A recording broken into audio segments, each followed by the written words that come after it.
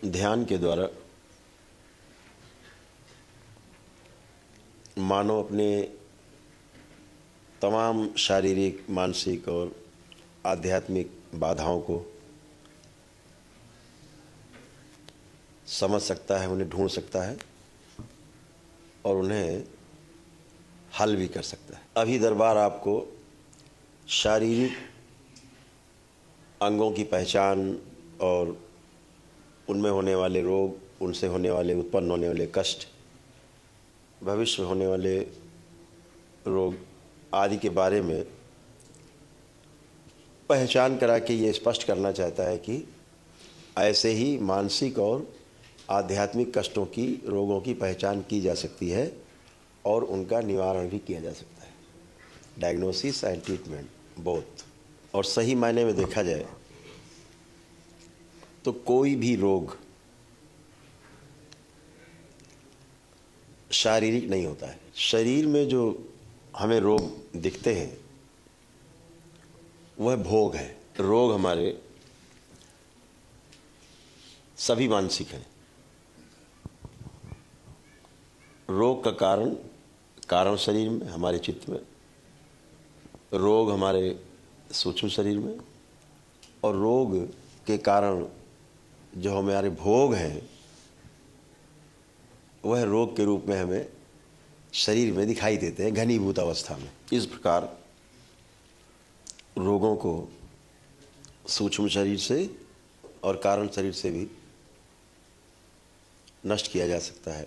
नष्ट होते ही दरबार में प्रतिदिन होता है, प्रतिक्षण होता है, और ये आपकी प्रार्थना और संकल्प से भी होता है। तो ये बात स्पष्ट होनी चाहिए कि रोग कोई भी शरीर पर होता नहीं है।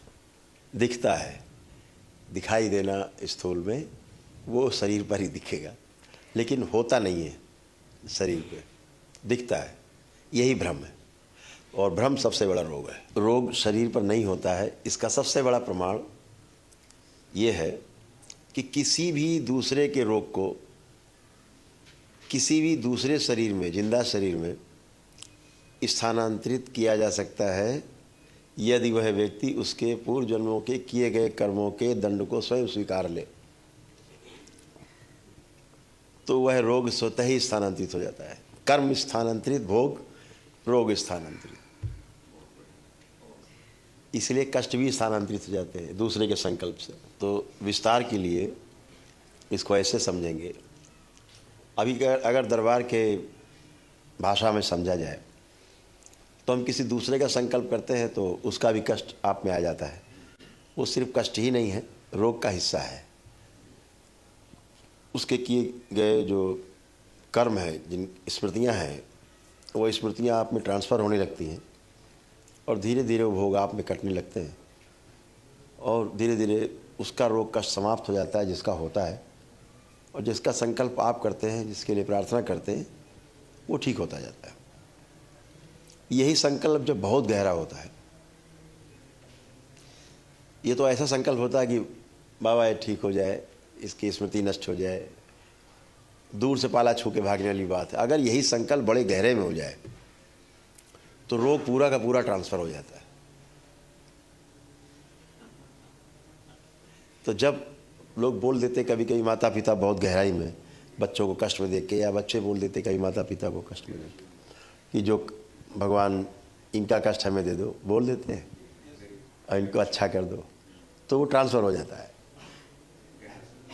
ये बहुत गहरा विज्ञान है। और इतना ही नहीं, आयु भी स्थानांतरित हो जाती है, आयु भी ट्रांसफ़र हो जाती है जीवन यात्रा की। श्वासें भी स्थानांतरित हो जाती हैं। प्राण भी हम दरबार में स्थानांतरित करते ही रहते हैं, एक से दूसरे के प्राण दूसरे में करते ही रहते हैं। तो ये सब संकल्प के माध्यम से, आपके प्रार्थना के माध्यम से ये सब संभव है। कितना गहराई से किया गया संकल्प है। पौराणिक अगर हम आपको उदाहरण दें तो सबसे बड़ा जो उदाहरण है माइलस्टोन के रूप में, वो राजा ययाति का है कि उनके पिताजी को जब किसी एक कन्या से मोह हुआ और विवाह के लिए उन्होंने था, उनके मन में कुछ जीने की इच्छा ज़्यादा पैदा हो गई, तो उनका मुझे और लंबा जीना है, लेकिन बूढ़े हो गए थे। तो दोनों बेटों को बुला करके, रघु और यदु को, कहा कि भाई मुझे तुम्हारे उम्र चाहिए, जवानी चाहिए। तो एक बेटे ने मना कर दिया, एक ने कहा नहीं हम देंगे। रघु ने अपनी जवानी, यानी जैसे रोग जा सकता है जवानी जा सकता, स्वास्थ्य भी जा सकता है, दोनों चीज़ है ना, दोनों ही जाएगा ना। ट्रांसफ़र तो रोग आएगा तो स्वास्थ्य जाएगा, यही तो है। तो वो ट्रांसफ़र हो गए और बेटा बूढ़ा हो गया और पिता जवान हो गया। कालांतर में जब उनको इसका अपनी गलती का एहसास हुआ कि हमने गलत किया है पुत्र के साथ, अपने ही बेटे को बूढ़ा देखते थे, तो फिर से उन्होंने अपने बेटे को वापस किया, उसकी जवानी, और स्वयं बूढ़े हुए। तो ये सब चीज़ें केवल किस्से कहानी नहीं है, ये विज्ञान है, बहुत गहरा विज्ञान है, जो बहुत सरलता से इसको किया जा सकता है, जिसको दरबार करने में बहुत सक्षम है।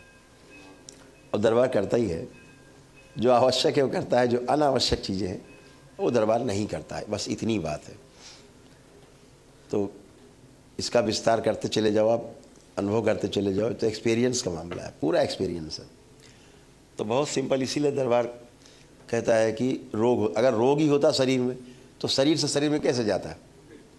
संक्रमण हो सकता है, संक्रमण तो एक बना रहता है, दूसरे में भी चला जाता, एक से दो में हो जाता, लेकिन एक का खत्म होकर के दूसरे में चला जाए, ये विज्ञान, गहरा विज्ञानी विज्ञान। इससे ये स्पष्ट होता है कि जितने भी रोग हैं वो कर्म के कारण है, हमारे कर्मों के भोग के कारण हमें रोग उत्पन्न होते हैं सूक्ष्म शरीर में, और वह इसीलिए मृत्यु के बाद भी वह रोग शरीर लेकर के सूक्ष्म शरीर भोगता रहता है, उन कष्टों में रहता है।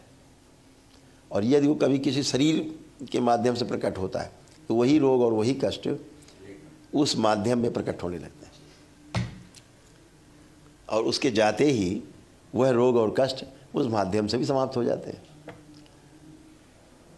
इसलिए सिद्ध है कि कोई भी रोग शरीर में नहीं होता है, बस वो दिखता है हमारे कर्म भोग के कारण, सघनता के कारण दिखता है सघन रूप में, ताकि हम पहचान कर सकें कि हमारे रोग हैं और उनके लिए प्रार्थना कर सकें।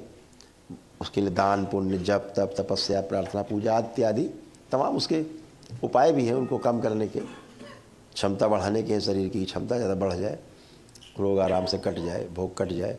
गुरुओं की शरण में जाके भी कम हो जाते हैं कभी कभी, ऐसे ईश्वर की शरण में भजन पूजन से भी कम हो जाते हैं, क्षमता बढ़ जाती है शरीर की, तो सहने में आसानी हो जाती है, आदमी भोग के काट ले जाता है।